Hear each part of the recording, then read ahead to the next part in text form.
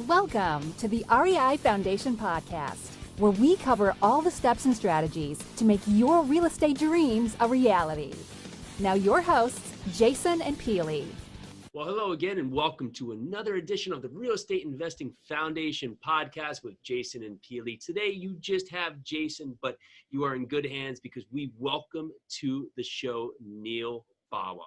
Hey, Neal, how you doing? Fantastic. Thanks for having me on the show, Jason. Well, thanks for being on the show, and a little bit more about Neal. Neal Bawa is a CEO and founder of Grow Capitus, a commercial real estate investment company. Neal sources, negotiates, and acquires commercial properties across the U.S. for 200 plus investors, and currently has a portfolio over 1,000 units, which is projected to be at 2,000 in 12 months. The portfolio includes multifamily and student housing properties in over 6 states. Wow, that's pretty impressive, Neal. So thank you. To look at this, what first drew you to real estate? Well, I fell into it by accident. So I'm a technologist, and I was running a company that was in education. It was a technology and healthcare education company, and we were growing like crazy. And eventually we kind of outgrew the building that we were in. And so my boss, who was both brilliant and a little crazy, basically said, oh, Neal, I just wanted to let you know I bought this 27,000 square foot building that we're going to be moving to. And I was like, great. And he was like, yeah, but there's one problem. It's just a shell. There is nothing inside the shell. So it's just 4 walls, big building, and you have to build this into a campus and move us in 9 months. And at that point, I had a triple heart attack. And it was like, no, we only have 9 months left in this campus. We can't build a building from scratch in 9 months. And he's like, no, you'll figure it out. I'm going to give you a good general contractor. That was my first introduction to the word general contractor. I had no idea what that meant.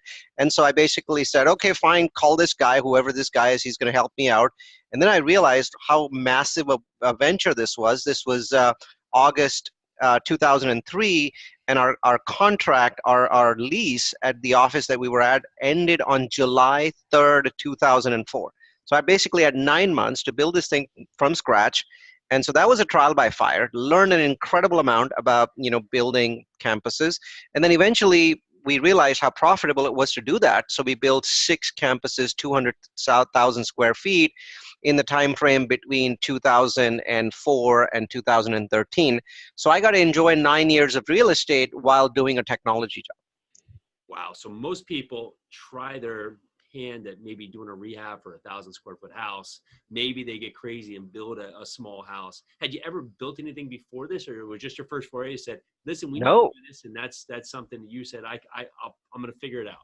Honestly, I had never built anything. My personal home was pretty much came ready, and I didn't ever rehab it.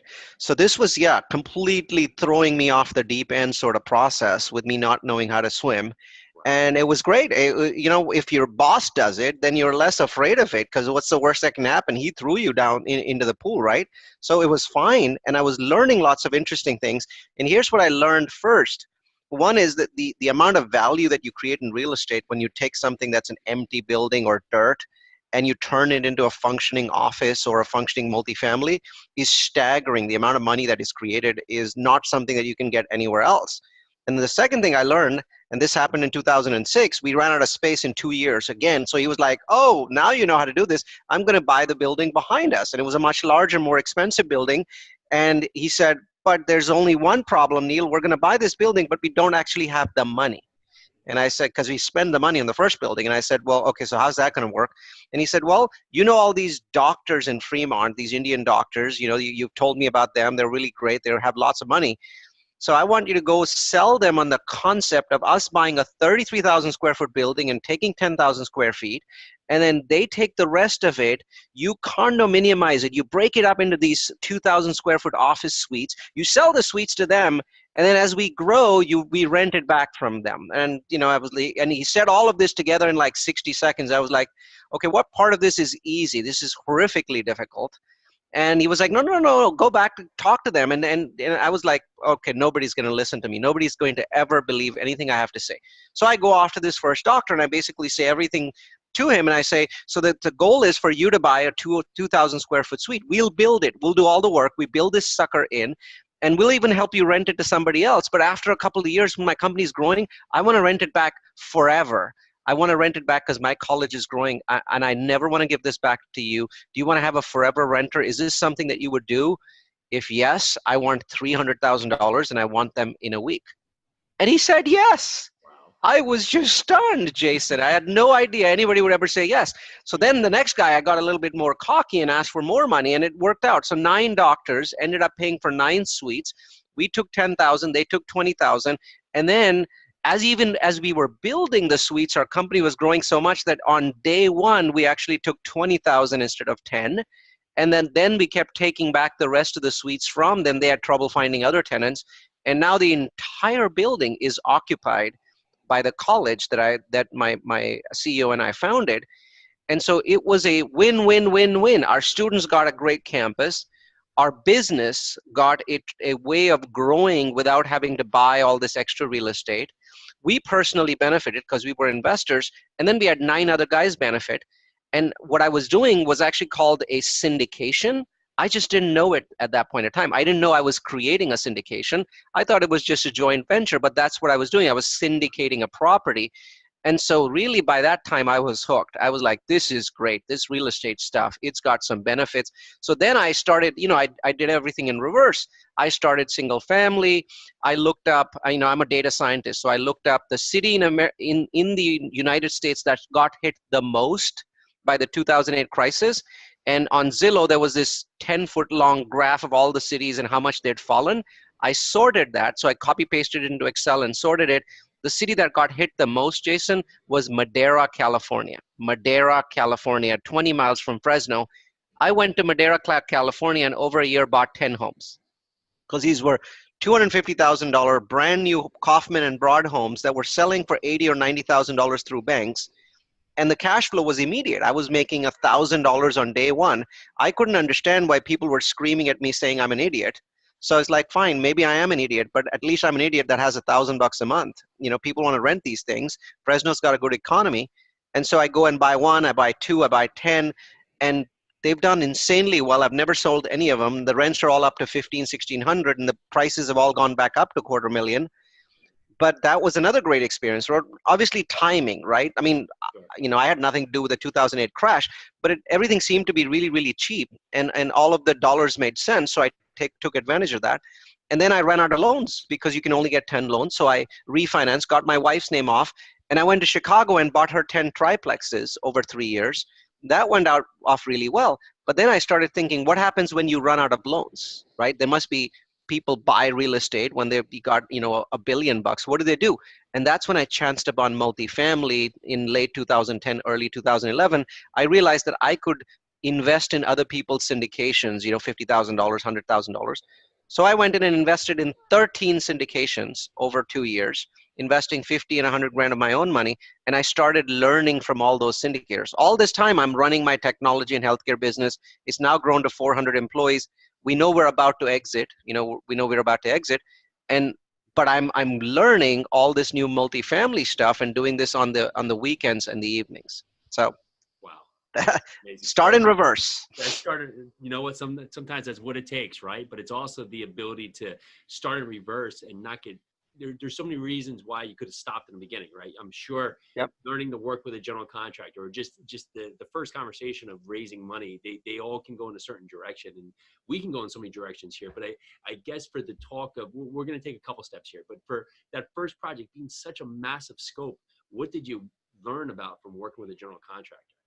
Well, the first thing I learned is never believe what they say. Get everything down on a piece of paper. Right, so that was the first learning, because they would say A and just go out and do B.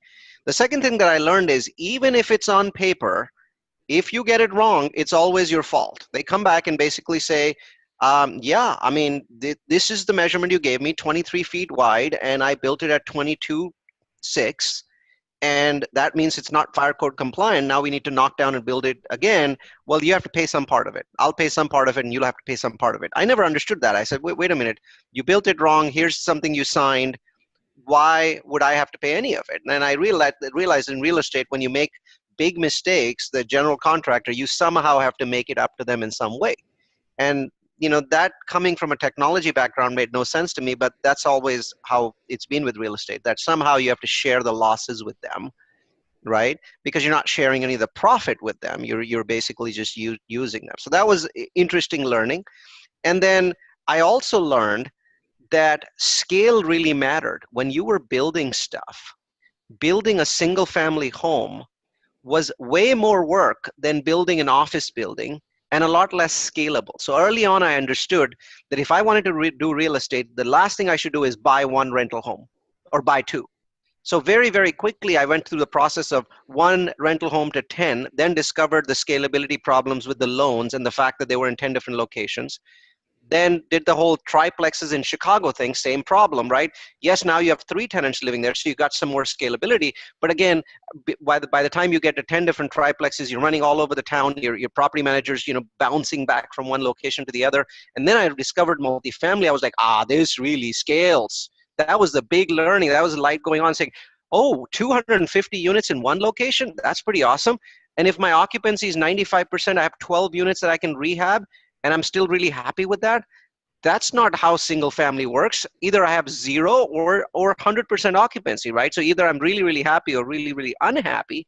Multifamily doesn't work like that. I can have 12 empty units to rehab, and I can still be at 95% occupancy. So that was like the big light that went on in 2011. And I said, I ran into my boss's office and I said, we've been talking about selling our business for years, and I know you want to retire. He's like 20 years older than I am. I know what I'm going to do when I'm done, and it's not technology. I'm going to do multifamily real estate.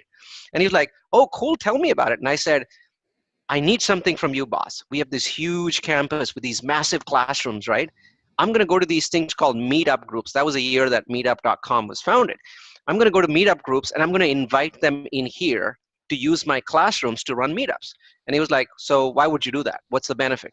And I said, that way I can work from 8 o'clock to 6:30 and then walk 150 feet in that direction and get my real estate education from all these awesome meetup groups. And my boss says, okay, that sounds interesting. I have one condition. If you like the presenter, you call me in there, because I have all this money that I need to invest after I'm retired. So I was like, deal, boss, let's do this. Wow. And so I invited all these different meetup groups and fix and flip and buy and hold, and of course multifamily and notes and lending. And I invited a bunch of them, and everybody loved it because they wanted to come to these campuses that were filled with chairs and desks and overhead projectors and free internet. Who doesn't want that, right? Normally they go into some tiny office and everyone's kind of standing and trying to get stuff done. And here I had these massive rooms. And so all of a sudden, Neal Bawa was the most famous guy in town because he was offering massive free campuses for any meetup group. So Jason, I went from being like totally unknown in real estate to being the talk of the town in like 2 months. That's awesome. It was great. Multifamily scalability put together with the meetup. And I want to touch on the meetup a lot about it growing a successful meetup, right? But I don't want to skip over just the huge impact you've had in multifamily. And so you invest in all these syndications in 2011. And what stood out to you out of so many opportunities out there? How did you pick the ones you wanted to invest in? So a couple things. Firstly, I'm a data scientist. So, if I ever had a podcast, and podcasts are a lot of work, so I don't want to do them. My podcast would be called like the mad scientist of real estate, right? Because I'm constantly looking at numbers and trying to basically find the one aha moment that other people are not going to find, right? So when I started investing in multifamily, the first thing that was obvious to me is that multifamily rents appear to trail single family. So I realized that one of the most awesome things about multifamily is we have a crystal ball, and it actually works. It's an 18-month crystal ball. So when I start seeing single family prices explode in a market, almost inevitably, 18 months from now, multifamily rents will explode. Why? Because in 18 months, there's a whole bunch of people who no longer can afford to buy single family homes in that market, but they're upscale people. They were ready. They were ready to buy, and now they're priced out of that market. Guess what they do? They go into multifamily and they drive up the prices because they can afford to pay more, right? These are the more affluent renters, right? They just miss their chance to own. So they drive up the rents, and that happens 18 months later. So that was the first aha moment I had. So So the big aha moment was, okay, I'm a multifamily guy, multifamily investor looking for passive investments. I should go find the cities in America that have the highest price growth right now. So I started using Zillow and City Dash data and local market monitor and housing alerts and basically paying for data and combining all this stuff together and saying, okay, well, housing alerts and local market monitor and Zillow says that the number one market in America that is going to explode in terms of real estate prices is X. Well, I'm going to go find syndicators investing in X. And so I went to Upwork. I hired virtual assistants. I was using them for my business. And I said, you need to find me anybody that is doing multifamily in this small city, right? Let's say South Carolina, Columbia, South Carolina. I know Columbia, South Carolina is going to explode. I want you to find people there. And the virtual assistant, like, how the hell do I find multifamily guys there, right? Well, the short answer is go call apartment complexes and ask them if I can get owner information. And so they would start calling those people and get owner information. I'd call the owners and say, are you a syndication company? Oh, no, I'm not a syndication company. I just invest my own money. Great, thank you so much. I'd hang up. And I'd call the next guy and they'd be like, oh yeah, we're a syndication company. Would you like to become an investor? Yes, can you tell me more? And so 2 days of calling and we had a whole bunch of syndicators. Now, the bad news was some of them sucked. Some of them were awful. And I just didn't know that at that point in time. They just happened to be investing in all the cities that I wanted to invest in, right? So I ended up investing with 13 of them. Like 5 or 6 of them were just really, really awful. But they still made out like crazy because they were investing in the right city.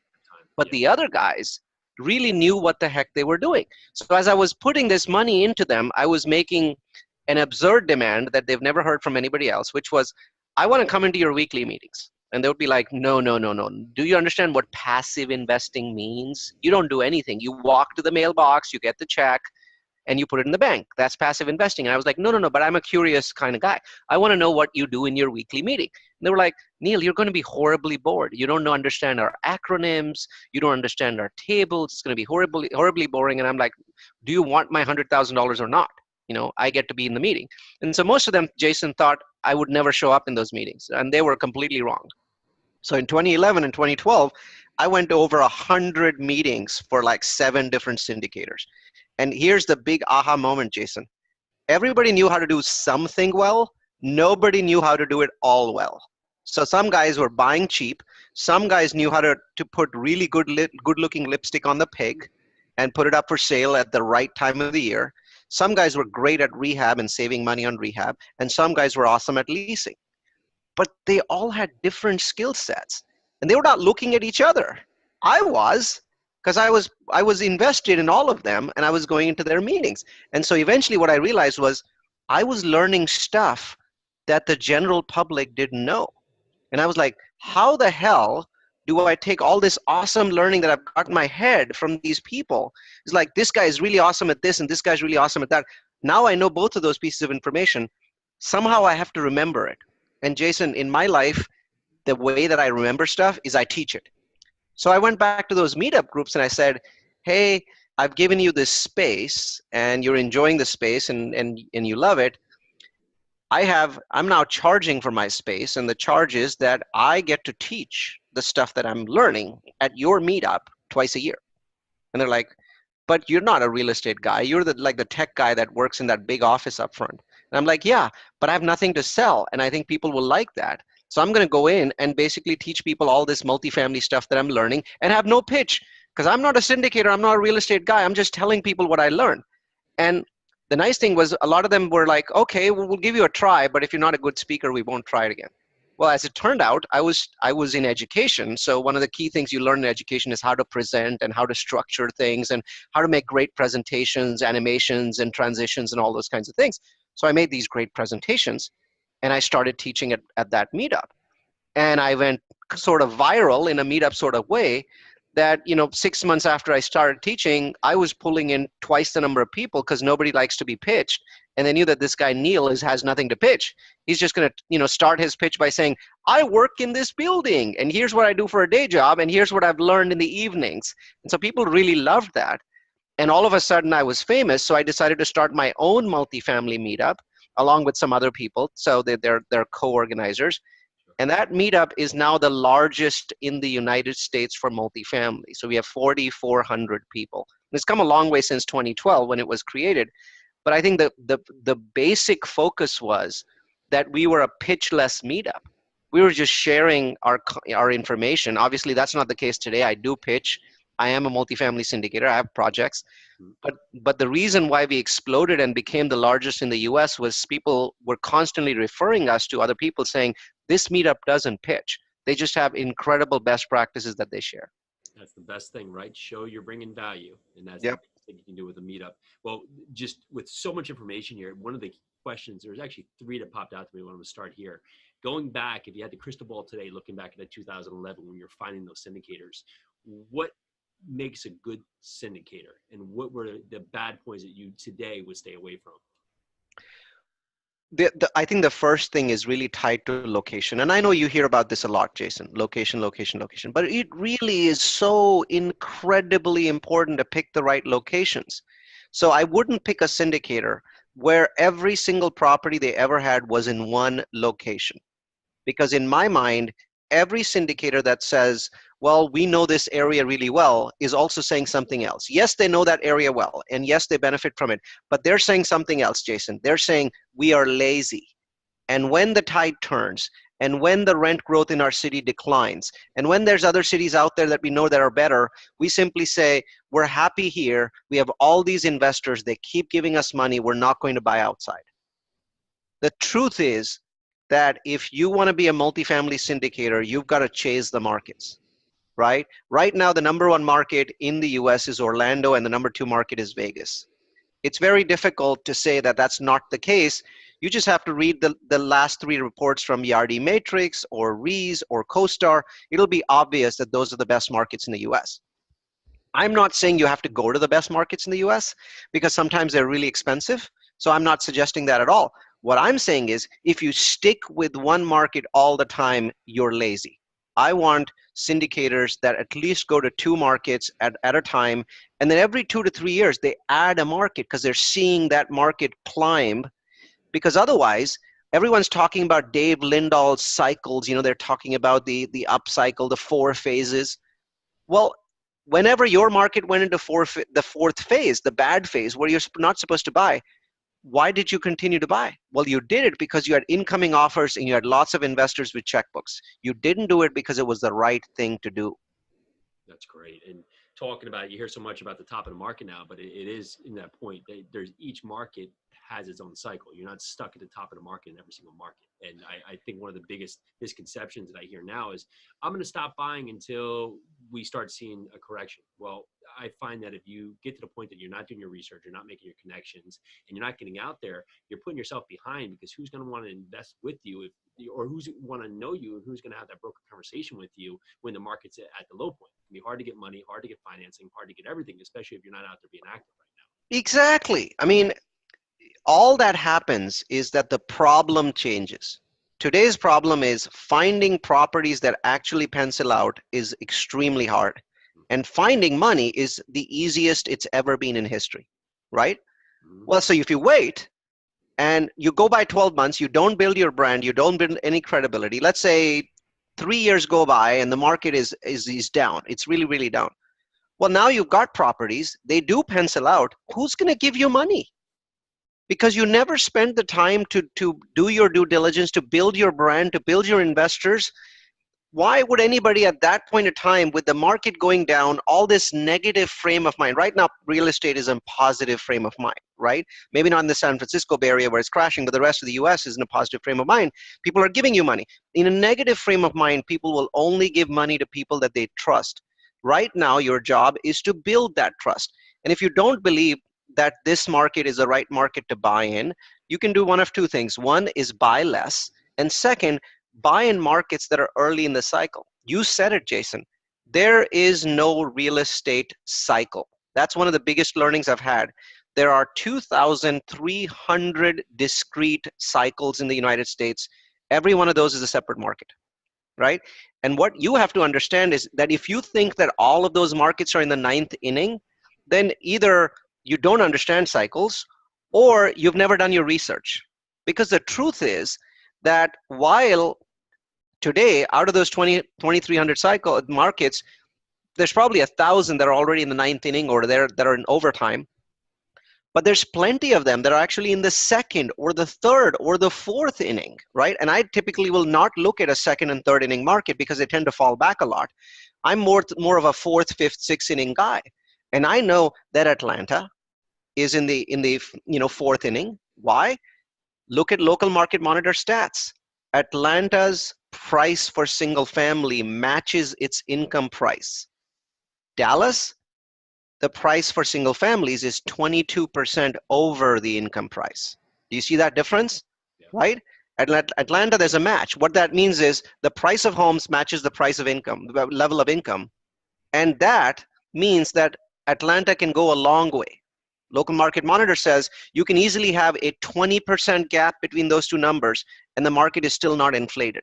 Well, that means that Atlanta can go up 20%. That means that there's 4 years left at 5% annualized growth, which gives me a lot of headroom to play in. Because remember, I get another 18 months after that.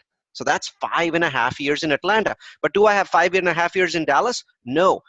I don't even have a year in Denver. I'm done with New York. I'm done with Seattle. The point is, they're separate markets and they're all at different points in the cycle. And if you don't understand that, you need to do more research. I was just in Denver yesterday and just looking. I mean, I couldn't look in any direction without seeing a crane or something being built. That scares me. That scares me, right? It's when you're like seeing so many cranes. Well, you're at the end of that process. And whoever right now has that crane up is sweating like a pig because he knows he's at the end of the market and he knows that if the market turns before the crane's gone down, he's finished. He's got a recourse loan against his name because it's a construction loan. And who knows, he might not even be able to make his money back. So it's very, very scary when you see stuff like that. The San Francisco Bay Area turned in late May. And so in 4 straight months, we have seen absurd declines in the San Francisco Bay Area. Last year, we had 26% price growth in Santa Clara County. This year, we are at minus 0.2. Now, so that doesn't seem like a lot. It's like minus 0.2. Yes, it is. If it's dropped that much in just 12 months, it means that it's not going to stop at minus 0.2. It's going to keep racing at this very, very steep number. It's going to go this way. And in about 6 months, Santa Clara is going to be minus 10 or minus 20. Right? So you're looking at that curve, the steepness of that curve and going, oh boy, Santa Clara County, don't want to buy anything there. Well, if you go to Santa Clara County right now, there's 100 cranes up there that you can see just from any elevation point. And 80% of those projects will not break even. Wow, incredible points. And looking at where we're at today, what are you working on? What are you focusing on right now?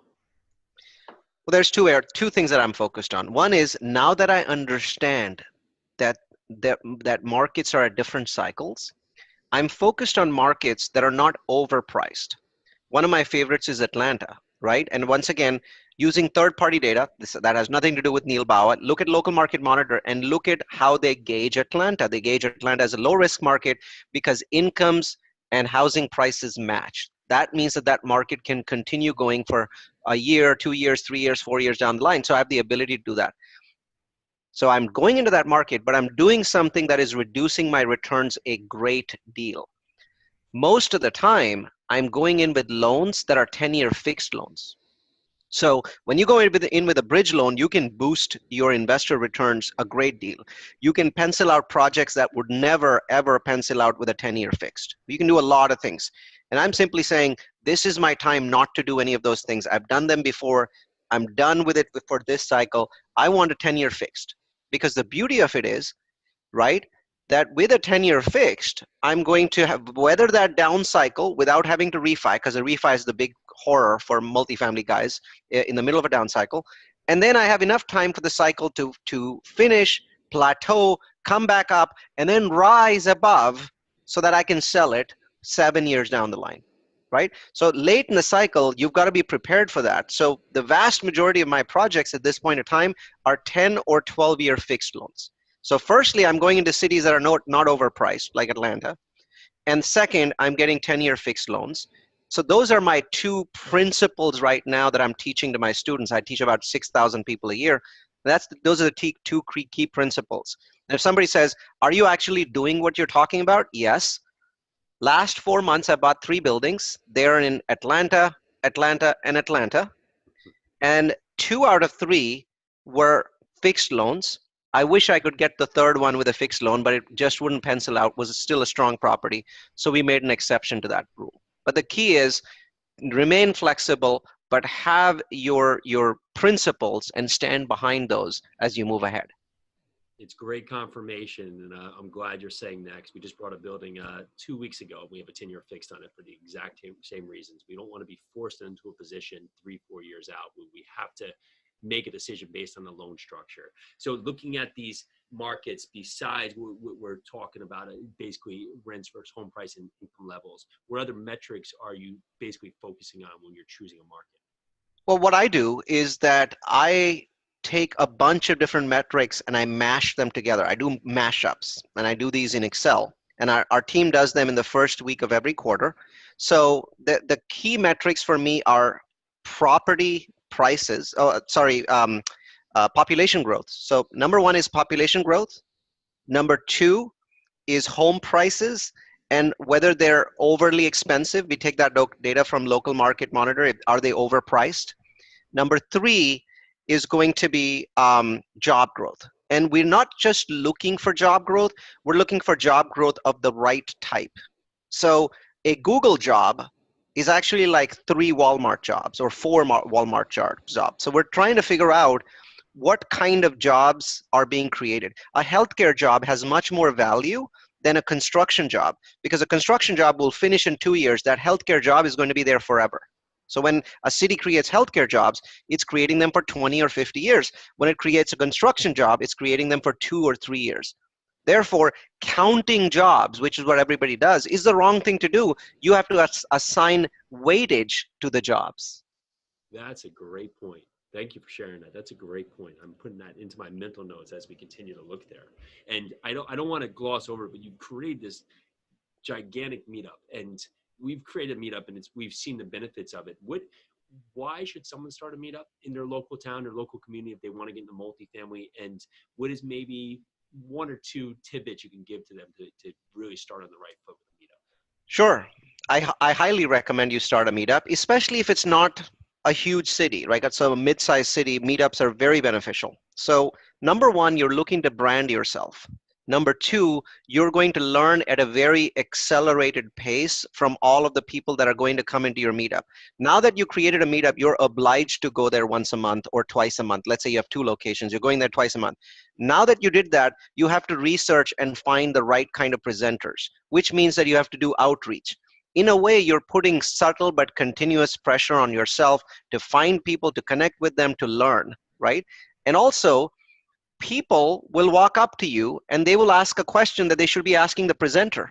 But they start to assume that since you're the organizer, you would know the answer to that. Guess what that forces you to do? Learn at an accelerated rate, right? So now you have to pick up lots and lots of stuff that you didn't have to pick up before because you were just one of the participants.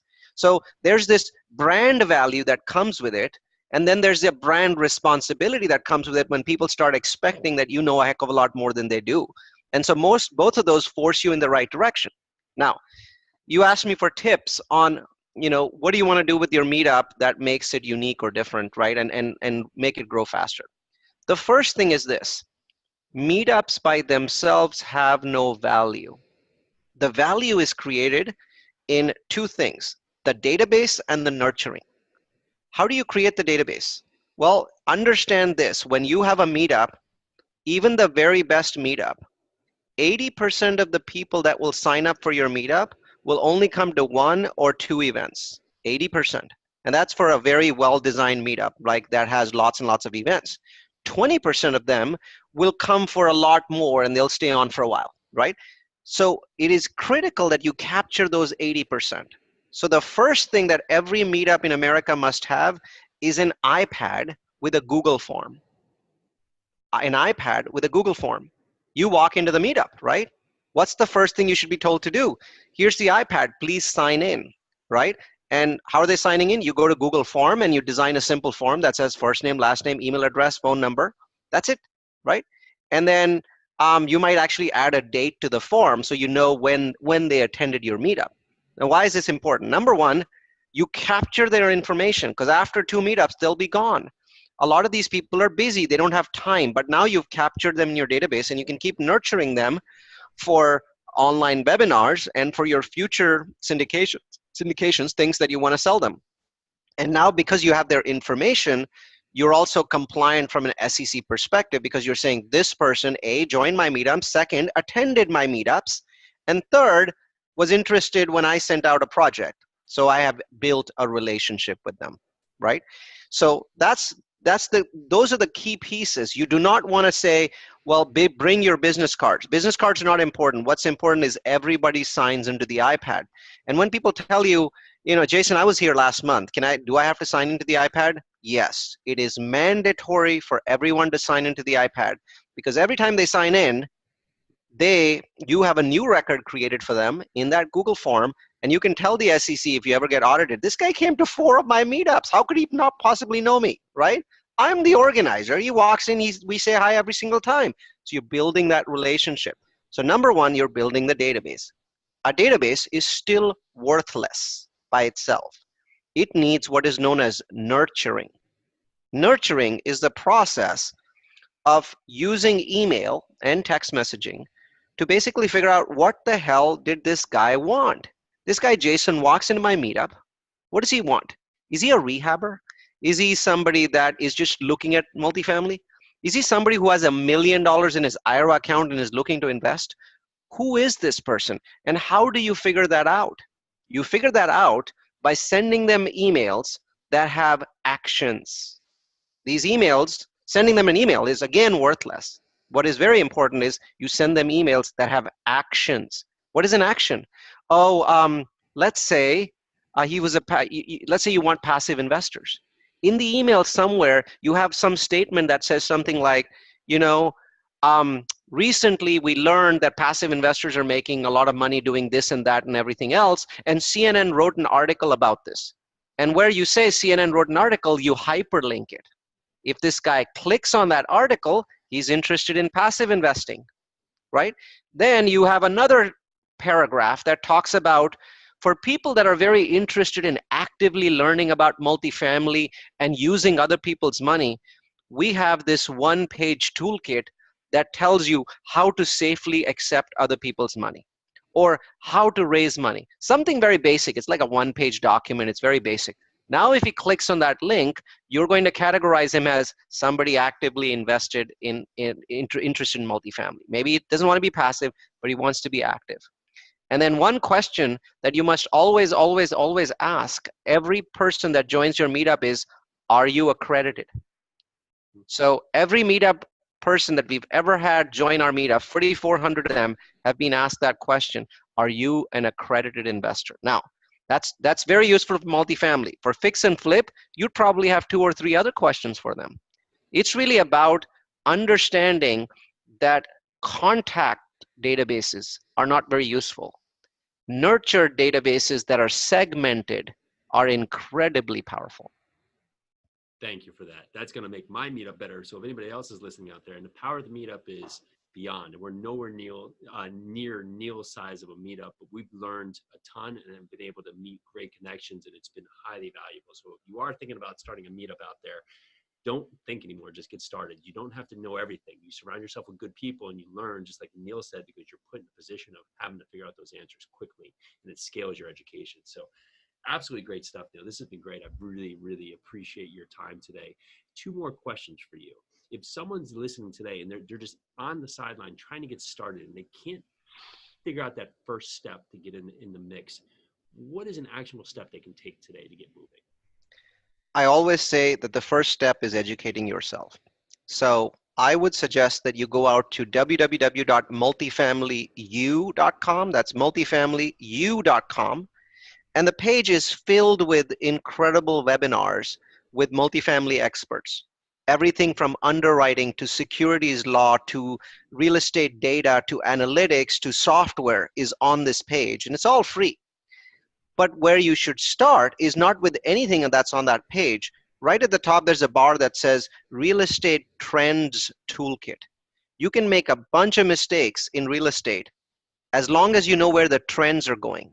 So right now, you can go into Boise, Idaho, and practically anything that you buy in Boise, Idaho is going to either make money or not lose money. Why? Because Boise is the most powerful city in America for real estate right now. Boise, Idaho is. How do I know that? Go into the Trends Toolkit, watch the videos that I've put in from YouTube, read all of the different reports, then go to the ranking section and look at the single family, multifamily, fix and flip, appreciation, and rent growth mashups that I've got on there. Read all the different articles from the different sources. And I can guarantee in about 3 hours, you'll know a lot more about real estate than you do right now. I love that. Thank you so much for that. If people want to learn more about you, where's the best way to connect with you?